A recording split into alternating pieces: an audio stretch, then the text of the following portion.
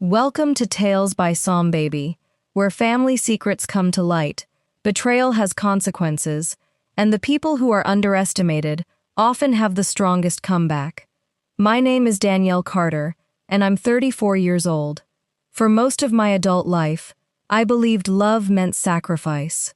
I believed that if I just gave enough, worked hard enough, forgave enough, my family would finally see me as more than a paycheck. I was wrong. But this isn't a story about revenge. This is a story about the day I stopped waiting for people to change and started building a life they were never invited into. Stay with me, because this one goes deep, and by the end, I think you'll understand exactly why I made the choice I did. I was the third of 4 kids, raised in a cramped 2-bedroom apartment on the east side of Cleveland. My mother, Patricia, worked double shifts folding hospital linens for barely above minimum wage. My father was a man I knew more from stories than from memory.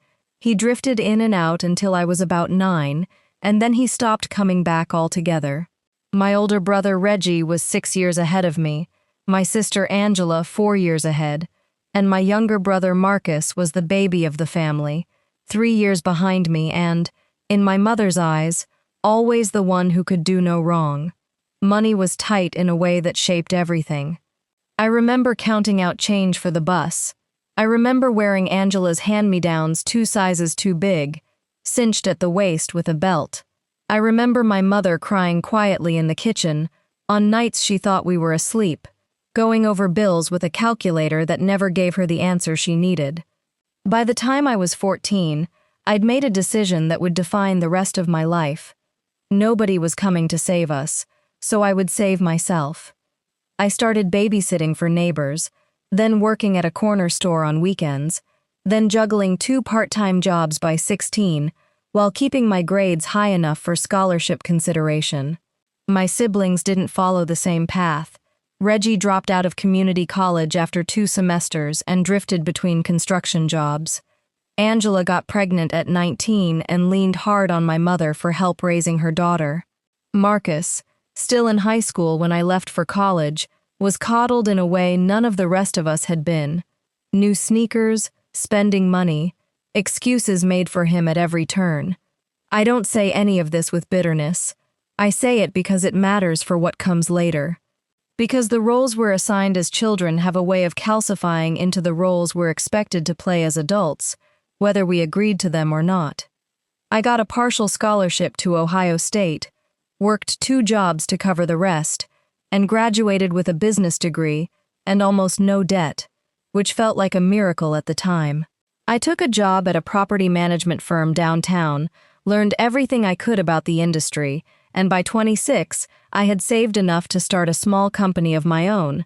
Just me, a laptop, and 11 rental units I convinced a retiring landlord to let me manage on commission. It was slow at first. Brutally slow. There were months I wasn't sure I'd made the right choice. Months I ate rice and beans for dinner 5 nights a week to keep the business afloat. But I didn't quit. I couldn't afford to. Quitting had never been an option modeled for me growing up, so it never occurred to me as a real choice. By 30, Danielle Carter Property Group managed over 400 units across 3 counties, employed 12 people full-time, and had a reputation in the Cleveland real estate market for being reliable, professional, and sharp. I bought my first house, not a rental, my own house, at 31. I remember standing in the empty living room after closing, and for the first time in my life, feeling something close to safe. That's around the time my family remembered my phone number. It started small, the way these things always do. Reggie called first, sometime after my 32nd birthday. His construction side work had dried up, and he needed $6,000 to catch up on rent before he lost his apartment. I remember sitting in my car in a parking lot, listening to him explain, and feeling that old, familiar pull. The instinct that had been trained into me since childhood, the one that said family helps family, no questions asked, no matter what it costs you personally.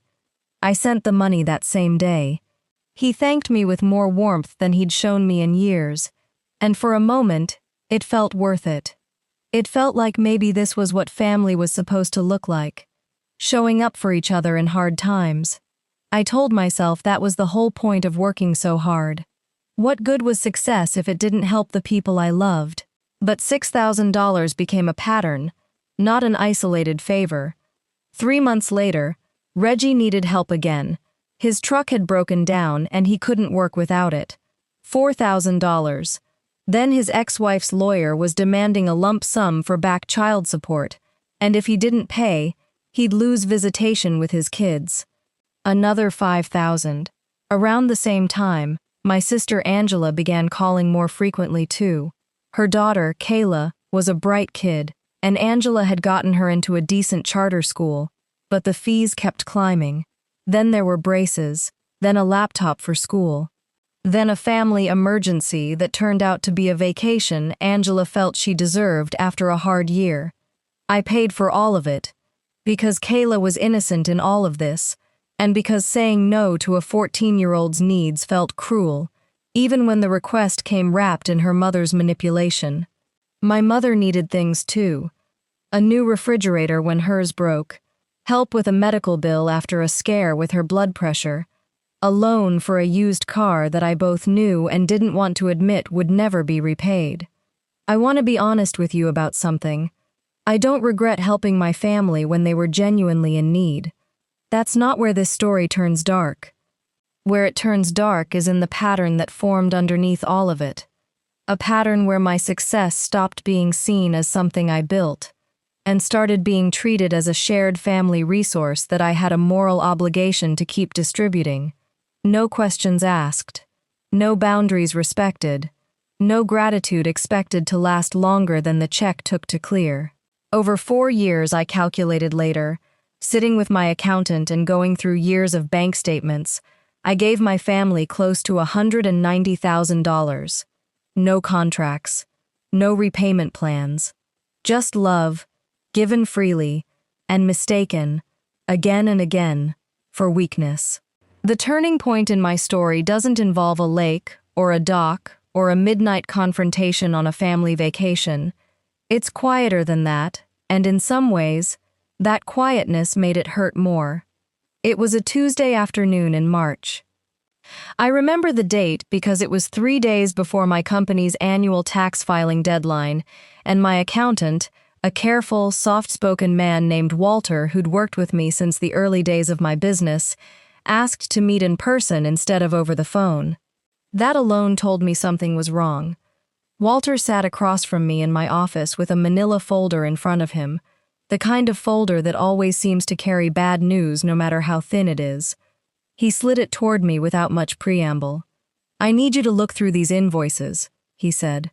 "Something's not adding up in the maintenance budget." 8 months earlier, I had brought Reggie into the company. It felt like the right thing to do. He needed steady work, and I needed someone reliable to manage a small maintenance crew across 2 of my larger properties. I paid him a fair salary, gave him a company card for supplies, and trusted him the way you trust family, which is to say, without asking too many questions. The invoices told a different story: charges for repairs that were never performed, duplicate billing for materials purchased once but invoiced twice, a pattern of cash withdrawals disguised as emergency supply runs that, when cross-referenced with the actual maintenance logs, corresponded to no actual work at any of my properties. I sat there in my office, looking at his signature on invoice after invoice, and I felt something in me go very, very still. Not rage, not yet. Just a kind of quiet, sinking clarity, the kind you feel when a puzzle piece you'd been avoiding finally clicks into place and reveals a picture you didn't want to see. "How much?" I asked Walter. He hesitated. Conservatively, over 8 months, I'd estimate around $31,000. $31,000. On top of the roughly $60,000 I'd already given Reggie directly over the years. On top of everything I'd given Angela, and Kayla, and my mother. I sat in that office for a long time after Walter left, staring at the numbers, doing a kind of math I'd never let myself do before. Not just the dollar amount, but the cost. The years of scholarship applications and double shifts and rice and beans dinners it had taken me to build something, only to watch it get quietly siphoned away by someone who'd never had to sacrifice the way I had to build it in the first place. I didn't call the police. I want to be clear about that, because I know some of you watching are waiting for that turn, expecting this to become a story about handcuffs and headlines. It isn't. What I did instead was something harder, in its own way. I called a family meeting. I invited my mother, Angela, and Reggie to my house on a Sunday afternoon. I made coffee. I laid the invoices out on my coffee table like a losing hand of cards, one by one, so there could be no confusion about what I was showing them. "I can explain," Reggie said, almost before I'd finished speaking. "Then explain," I said. He talked about his ex-wife's lawyer fees, about how hard things had been since the divorce, about how I had so much and he had so little, as if the disparity between us were an argument in his favor instead of an admission of what he'd done. He never once said the word stole. He used words like borrowed, and figured I'd pay it back eventually, and you wouldn't have missed it anyway.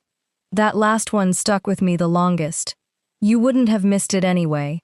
As if the size of my success made theft from me a victimless act. As if working myself half to death for over a decade meant the money I'd earned belonged, by default, to whoever needed it more than they thought I did. And then my mother spoke, and her words changed something in me permanently. "He's your brother, Danielle.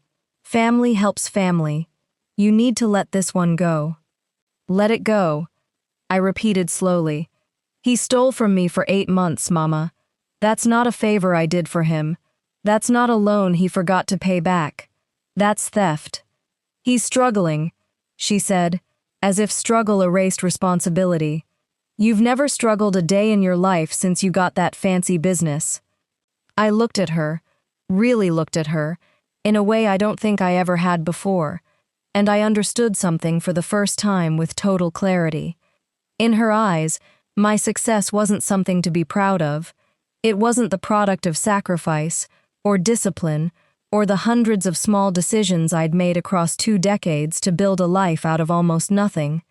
It was a debt I apparently owed the rest of them simply for having succeeded where they hadn't. My hard work wasn't mine. It was a resource, and I was expected to keep distributing it indefinitely, no matter the cost to me, no matter how it was obtained. Angela, who had said very little up to that point, finally spoke. "You always do this. You always make everything about money. We're your family. I know you're my family," I said. "That's exactly why this hurts so much." I didn't yell that afternoon. I didn't throw anyone out, didn't threaten anyone, didn't dissolve into the kind of screaming match you might expect from a story like this.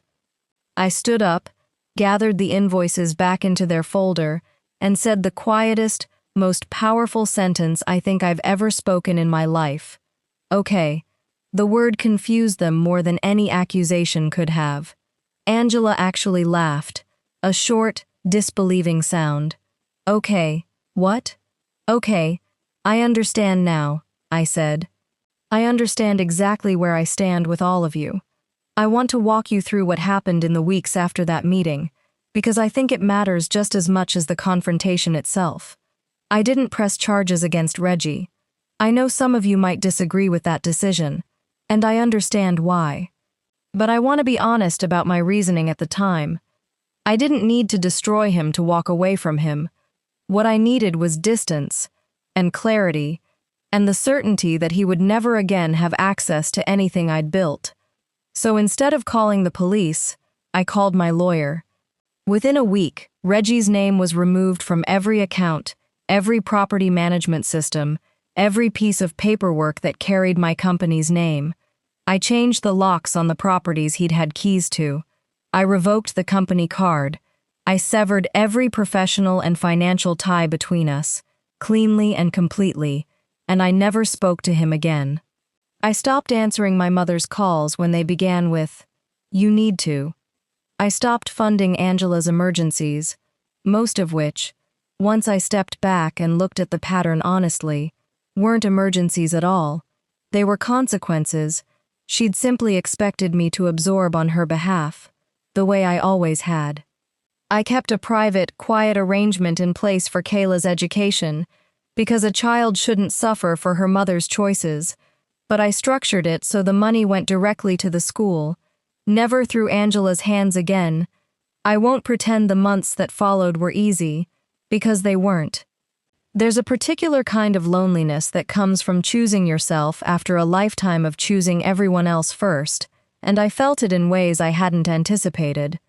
I'd lie awake some nights replaying the family meeting, wondering if I'd been too harsh, too cold, too quick to walk away from people who had, after all, raised me, fed me, been there for parts of my childhood even if they hadn't been there for all of it.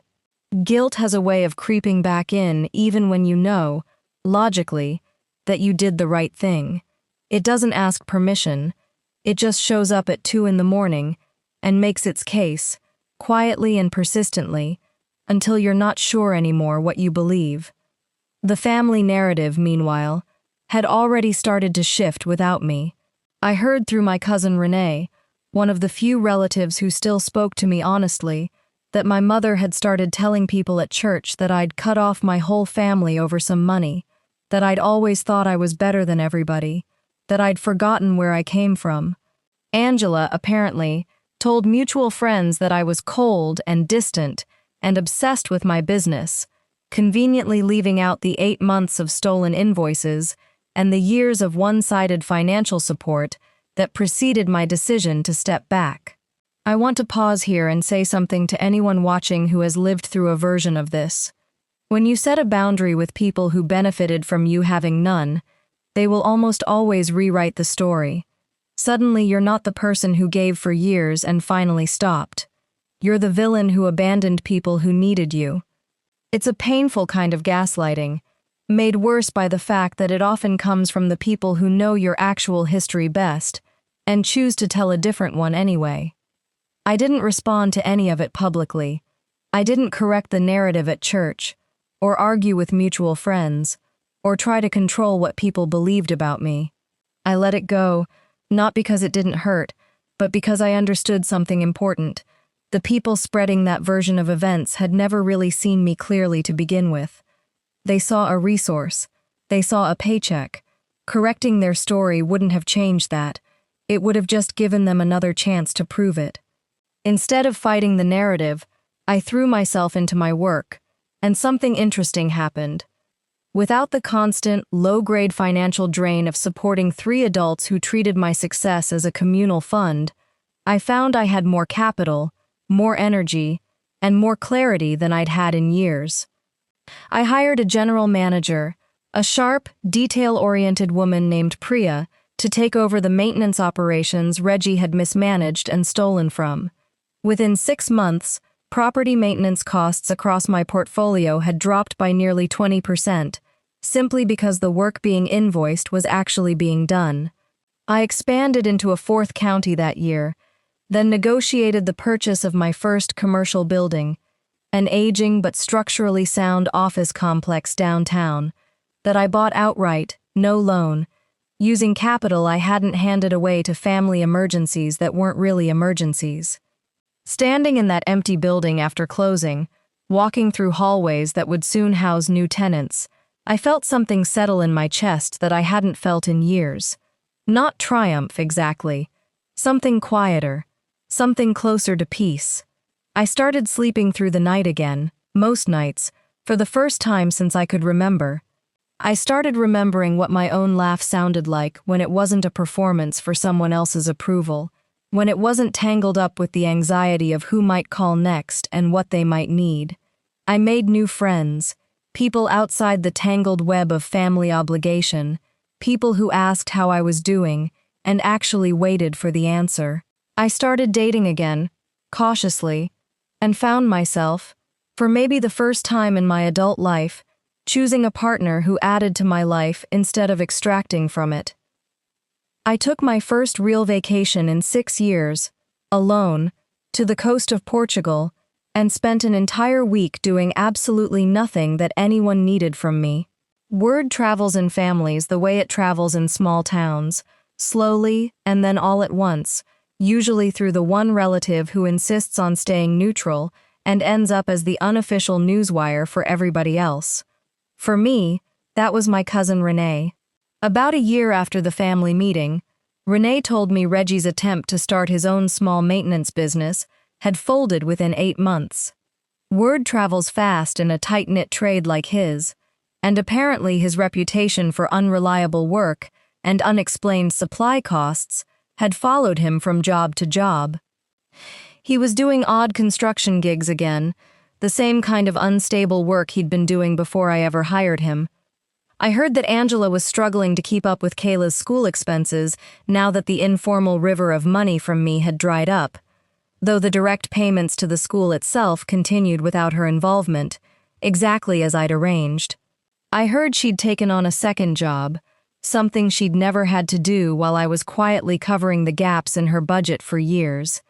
I heard my mother had grown noticeably more isolated. The version of events she'd told at church hadn't aged well, once people started asking follow-up questions she didn't want to answer. A few of her longtime friends, according to Renee, had started distancing themselves, not because they knew the full truth, but because the story she told didn't quite hold together the way stories eventually don't when they're missing their most important parts. I want to be honest with you. I felt something when I heard all of this.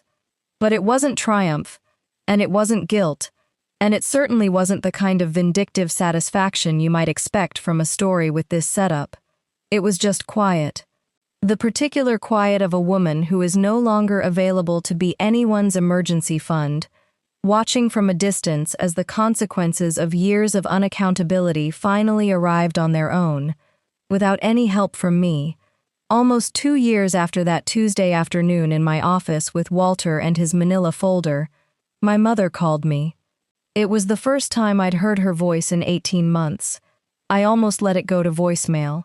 I stood in my kitchen for 3 full rings, phone in hand, before I finally answered. "I heard you bought a building downtown," she said, instead of hello, instead of an apology, instead of anything that acknowledged the distance between us. "I did," I said. "That's good, baby. That's real good." A pause stretched out on the line, long enough that I could hear the sound of her television in the background. "You know, your brother's going through a hard time again. I was thinking maybe—" I didn't let her finish. Not out of anger, though I'll admit a flicker of the old resentment rose up in my chest. I stopped her out of clarity, the kind of clarity that had taken me 2 years of hard, lonely, deliberate work to build. "Mama, I love you. I mean that," I said, "but I'm not the answer to Reggie's problems, and I'm not going to be again. Not now, not later, not ever. If you want to talk to me, just to me, about my life, about how you're doing, about anything that isn't a request for money, I'd like that. I've missed you, but I'm not opening that door again." She was quiet for a long moment. "You've changed," she finally said. "I have," I agreed. "I had to." She didn't call back with an apology in the weeks that followed. People rarely do, in my experience. Admitting fault requires a kind of vulnerability that some people simply never learn how to access, especially when the alternative is comfortable enough to keep choosing instead. But she also didn't call back with another request on Reggie's behalf, and for now, in this chapter of my life, that felt like its own small, fragile kind of peace. A door left open just a crack, on my terms, at my pace, for whatever might grow through it. If anything ever does, I still think about the family I grew up in, more often than I probably let on to the people in my life now. I think about Reggie, wherever he is these days, still looking for someone else to catch him instead of learning to catch himself. I think about Angela, still waiting, maybe, for a rescue that isn't coming the way it used to. I think about my mother, who taught me, without ever meaning to, exactly what kind of parent, and what kind of person, I refused to become. I didn't need to burn anything down to find peace. I didn't need anyone arrested, or publicly ruined, or punished in some dramatic, cinematic way for what they did to me. I just needed to stop setting myself on fire to keep people warm who were never going to do the same for me. Not once. Not even when I was the one drowning. Somewhere between that quiet Tuesday afternoon in my office and today, I built something they can no longer touch. A life that belongs entirely to me. A business that runs on honesty instead of obligation. Friendships that ask what I need instead of only telling me what they need. A version of family, chosen rather than inherited, that shows up consistently instead of only when there's something to gain. If there's one thing I hope you take from my story, it's this. Boundaries are not betrayal. Saying no to people who have only ever taken from you is not cruelty. It's survival, dressed up in a quieter, less dramatic outfit than the word usually implies. You don't have to destroy the people who hurt you to heal from what they did. Sometimes the most powerful thing you can do is simply stop showing up for your own destruction and start showing up, fully, for yourself instead. Thank you for listening to my story today. If you enjoyed this journey with me, and if you believe in the quiet strength it takes to walk away from people who never valued you the way you valued them, Tales by Sombaby has more stories like this one waiting for you. Please subscribe and turn on your notification bell